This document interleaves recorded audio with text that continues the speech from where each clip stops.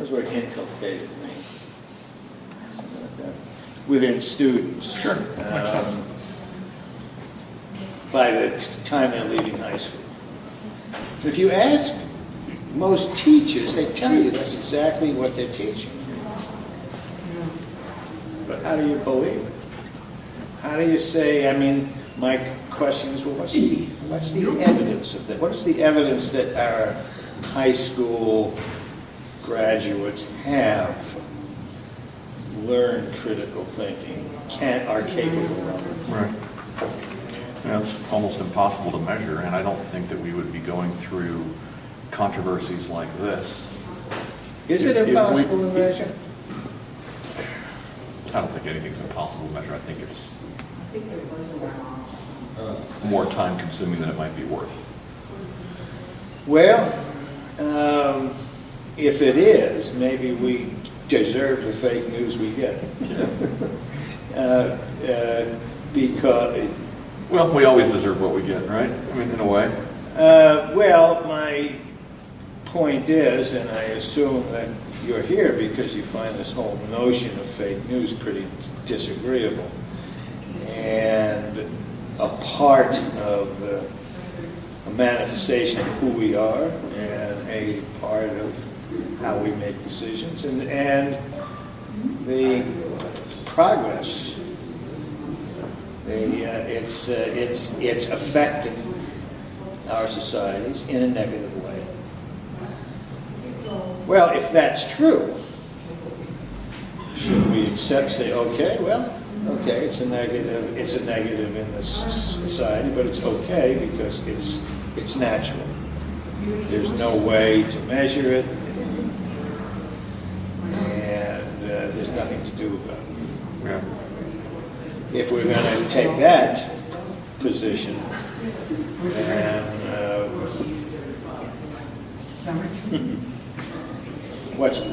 why bother even just talking about it? Yeah. Well, I don't think it's a big calamity that some want to make it out to be, because if you can create a lot of noise and drama around something, you can blow it out of proportion. Part of what I wanted to talk today about was making a differentiation between biased news and just flat out fake news. And I don't think we always do make that distinction. I mean, everything has gotten labeled under this stupid phrase, fake news, right? Which is a little oxymoronic anyway, actually, right? Because if it's fake, it's not news. Do you have a definition for that phrase, fake news? My definition for it is it's oxymoronic. It doesn't exist. If it's actual news, it's not fake. And if it's fake, it's not news. Right? Because I come from a news background. So what is it that you're talking about?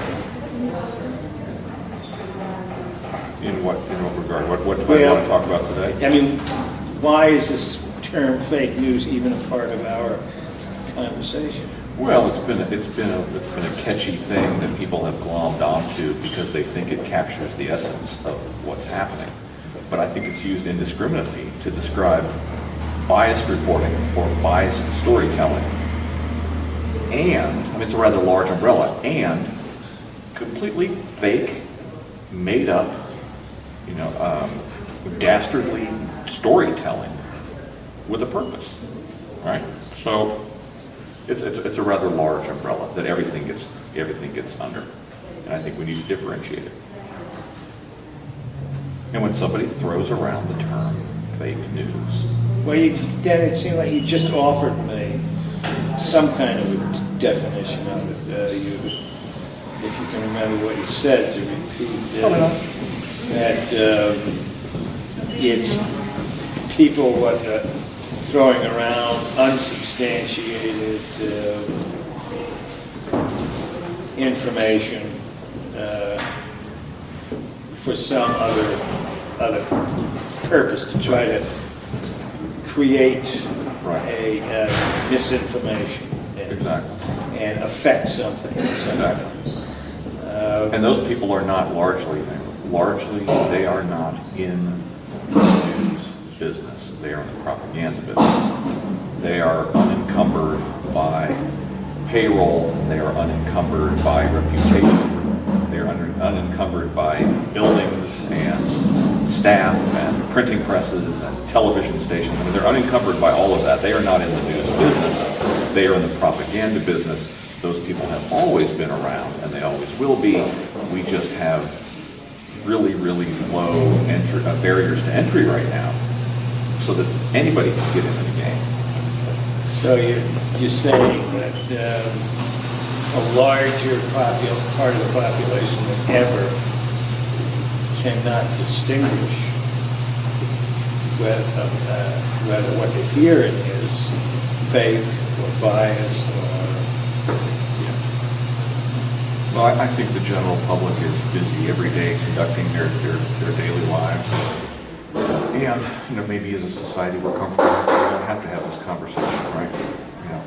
My kids go to school, I coach lacrosse, right? I can go, day after day after day with not really diving into this conversation because I live a comfortable enough life. Right? It's not critical, right? well, But it doesn't mean it's good, but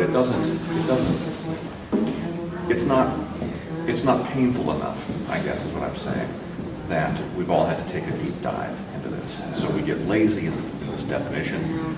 I frankly believe that my industry played a huge role in where we are now, in even having an environment where we're even having this conversation. And it's because we, back in the mid-90s, cheapened our product, and we drove the value of the product down to next to nothing because we were in competition with the internet. We were scared.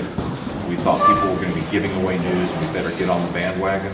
So my industry made an absolutely horrible mistake. They will be studying in Harvard business schools for generations, which is, in what world is it a good idea to try to sell very expensive content here and give it away over here? In what world? Think about another product, guys. Think about packaged goods. In what world would Nabisco say, you know what, we're going to charge for Oreos over here, and we're going to open up a new distribution channel where we're going to give them away over here? It makes absolutely no sense. Yeah, I'm not really following the analogy. Are you saying that newspapers made a decision to give away their news? Yes, they did. They absolutely. And how did they, by allowing it to be taken by the internet and spread it? Well, not taken. They put it there. In 1995, several papers ran to the web, New York Times, Washington Post, San Jose Mercury News, and they created these things called web pages, and they began pushing their content out for free in hopes, stupidly, that at $15 CPM, the advertising that they were going to sell on that was going to pay for the very expensive news it took. I mean, the expensive that it took to produce that news. Yeah. And it never worked. The numbers never worked. But newspaper publishers were fat, dumb, and happy. They were scared of something they didn't understand. And they got greedy when they saw these advertising rates that they thought or assumed wrong that were always going to be there to monetize this content on the web. Okay.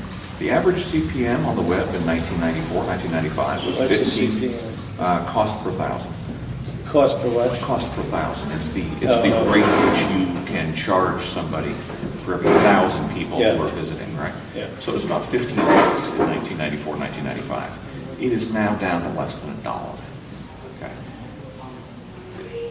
There's no other argument than to say that opening that up was a race to the bottom. We find ourselves 20 years later still scratching our head. And the only people that have done well are the people who have cordoned off their content. The Wall Street Journal. Right? Now, the New York Times. The New York Times just reported a couple months ago that they had recorded their billionth $1 in selling online subscriptions. Billion. Now, it took them 20 years to get there, but they got there. Right? Most newspapers do not have paywalls. 20 years ago, most newspapers, in the rush to get their content out and not to be left behind. And remember, 20 years ago, there were no decent cable news websites. They didn't know what to do with all of it. It was video. They didn't know what to do with the web, right? There were no decent television websites or radio websites, right? It was still, 20 years ago, pretty much the written word on the web. So we were the ones. We were culpable for that, for giving it away. And we're still paying the price for it. And do you think now that the web is charging, what will the difference be? Will there still be a place in society for a newspaper, an actual paper newspaper? Yes and no. Daily newspaper, no. Bi-weekly, maybe. Just depends on what the frequency of the news generation is around. What happened during that same time was a kind of a great unbundling of the Sunday newspaper with the growth of the web, right? And newspaper publishers also made the mistake of thinking that we all bought the Sunday newspaper for the news. We didn't. Okay. We all bought it for different reasons. Some of us bought it for the news. Some of us bought it for the weekly book section. Yeah. Some of us bought it for the inserts. Right. Some of us bought it for the crossword puzzle. But when all of that stuff became unbundled and available on the web, you no longer had to pay $4 for the Sunday newspaper. Right? Another huge tactical mistake. Huge. But that wasn't the issue at hand. So how did that go? Do you feel that the rise of fake news then is attributable to the easy access to the internet? No, because I think the march of technology would have always been with us, right? The barriers to entry to publishing content, we're going to come. That's just the march of technology. What I'm saying is the rise of fake news. I contend that the rise of quote-unquote fake news, or heavily biased news, or just downright crap, frankly, is because in the mind of the typical content consumer, who is busy, who is not paying attention, who is not eyeball deep in this stuff like we are every day, has not benefited from living in a world where the purveyors of the news for 20 years have been holding their content behind a paywall and therefore creating scarcity and something special about it, right? So the content that lived behind the wall would have been seen, even if you didn't buy it, it would have been seen as something that we held back in exchange for people who paid us money, and therefore it had value.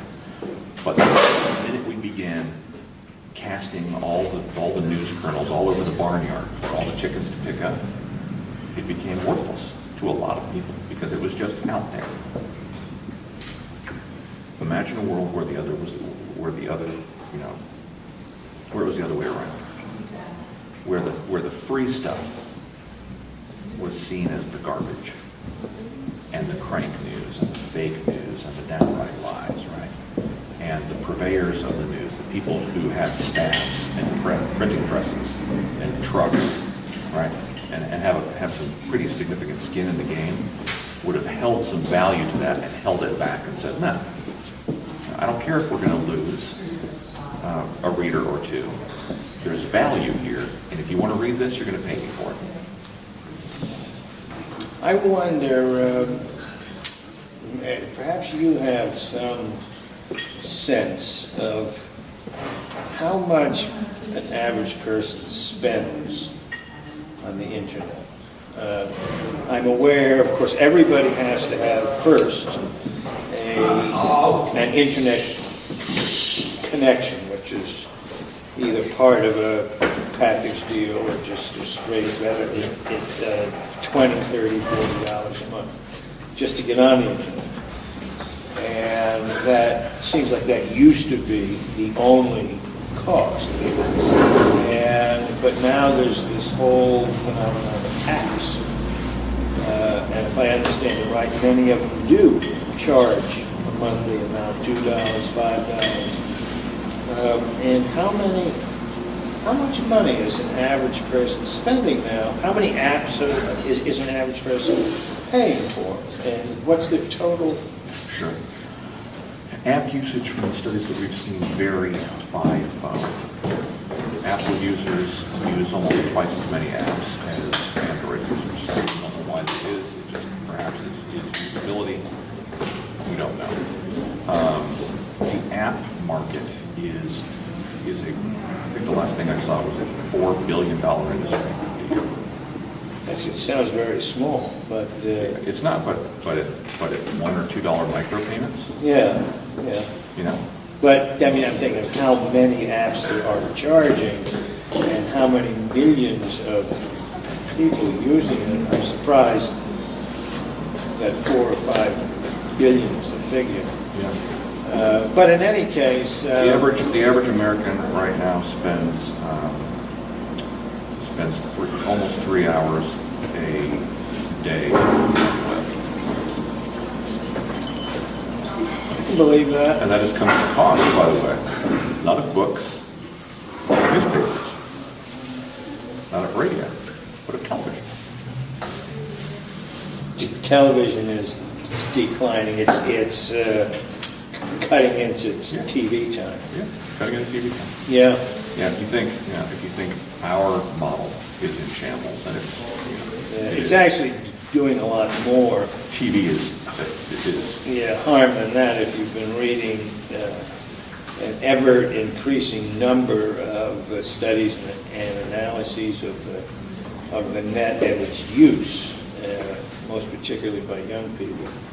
It's creating a whole generation of a depth of loneliness and depression and even suicides that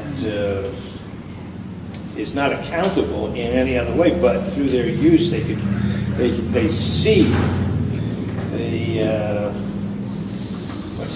relationship of the rise between the numbers of people using smartphones and the amount of clinically diagnosable depression, etc. So you're referring to that as the disconnected, connected generation. Yeah,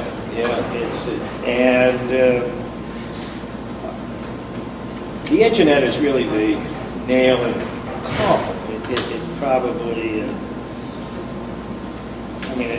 it started with the television and the automobile, as far as communities beginning to fall apart. That very seminal work of Bowling Alone. He It's a great book. He studied it, and he found that the dissolving of social capital was easily traced back into the 50s with the rise of television. And so I don't know, but by the time, it seems like the clearer that becomes, however, the more and more people have become addicted, and thus the less and less chance there's going to be to cut it off. As a school board member, I would like to see smartphones not even permitted in a public school for any age, all the way through high school. A high school kid would not even be allowed to bring one in a building, to at least give them the start of their day, to kind of force them into a social life. Yeah, and a quietness of thought, right? Yeah. I have this conversation with my kids all the time. We just had it this weekend, right? I mean, they both have phones. They're both constantly staring into it. They're communicating with their friends and everything. But I just said, okay, you're leaving the phones here. We're going to go out to dinner. You're leaving the phones here. Because we're going to have a conversation. We're going to talk. Yeah, I don't do it enough, and I'm sure that doesn't happen in every home, right? Yeah. And we're far too permissive with letting our kids stare at their phones, right? But we're at least trying to manage it. I think there's an entire interesting book to be written by somebody, certainly not me, about how technology has outpaced our ability to rein it in and use it. That book has been written. Yeah, It's by a guy named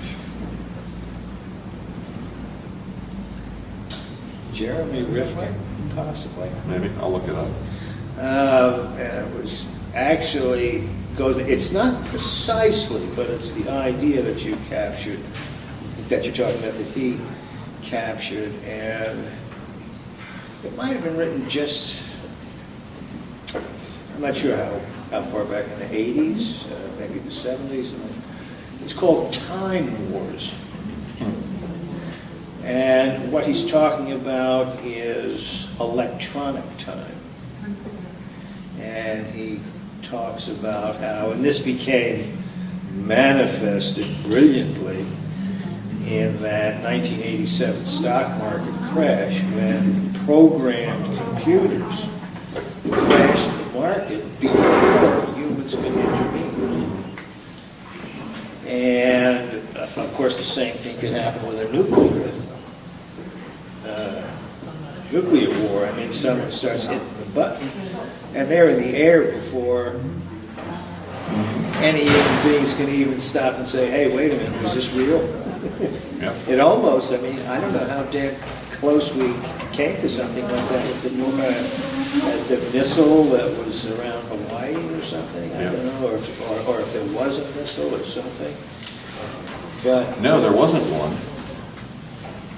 But everyone thought there was. Everyone thought there was. Which is the same thing as there being one, frankly. Yeah, and something like that could actually have all the nuclear armed countries firing their arsenals. Yeah. Yeah. So, but what Rifkin is exploring is what electronic time is doing to the brain, and how the human brain and how our behavior tries to cope with and adjust to things happening at the speed of light.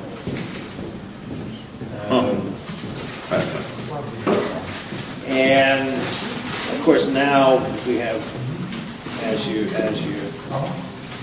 sense, tons more information and tons more examples of what this is doing.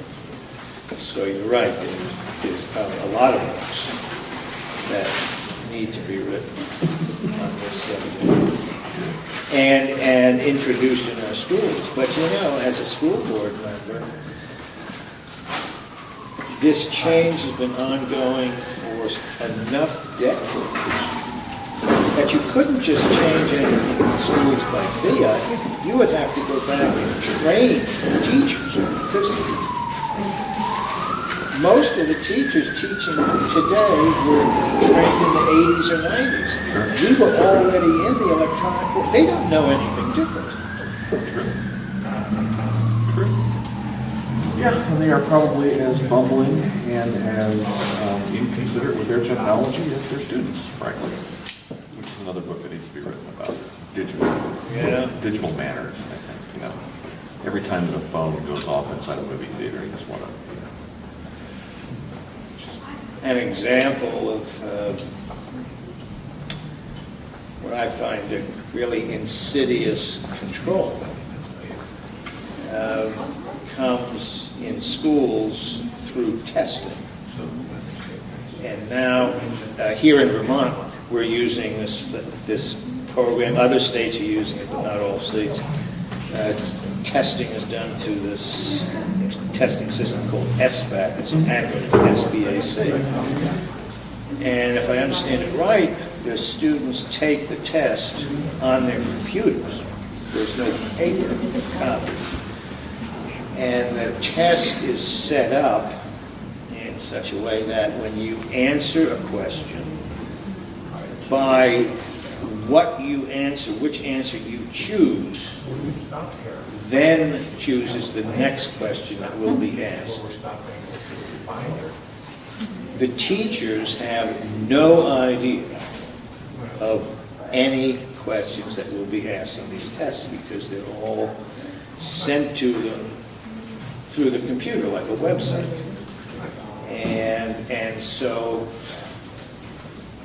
education is controlled. The teachers are told the areas that their students will be tested on, then have to teach to that script because they know the questions will be about that area. But they don't know the questions. They can't put different questions in. They can't choose. They can't have a different curriculum because their students might not be able to answer the questions that will be on the computer, and therefore the scores will look very poor. And as you remember, then this becomes when your schools have a poor school, then the public jumps and says, well, maybe it's time to sell our schools to a corporation. Yep. Which is precisely what they're after. Yeah. Because once they own the schools, they're in complete control of education. It's a Vonnegut novel waiting to happen to it. Oh, man. But, all that said, this goes back as my curiosity grew in terms of how did we get here, which meant looking back on history a little bit. I discovered rather by accident what is apparently a very famous statement by one of the early robber barons and biggest, John D. Rockefeller. This was about 1902 or 3, in which he says, we don't want a nation of thinkers. We want a nation of workers. And then proceeds to take a fortune, a big chunk, I mean, what would be tens of millions, if not hundreds of millions of dollars in today's money, and uses it to found some big educational institute. I don't know what it was called, the National Assembly of Education or something, like a think tank.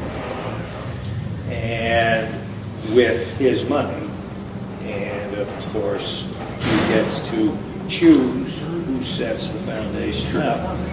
And in that way, now so they choose the educators that they want so that they get the results that they want.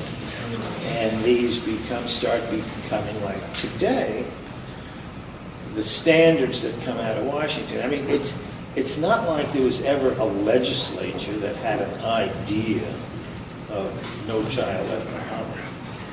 This was developed in these conservative educational think tanks with tons of money, who could then contribute to the campaigns of legislators to pass this legislation. Interesting.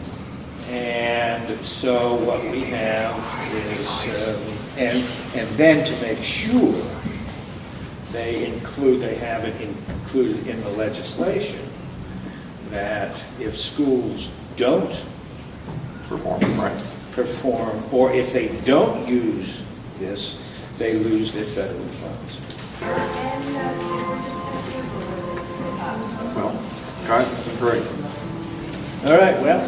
We'll do this again another time. Conversation between the two of you. This is how brown bag lunches sometimes evolve into a deeper conversation. You got this recorded? I turned it on. All right. Nice to meet you. Nice seeing you again. I'll, let's do- For us, not sure, we'll take a look and see.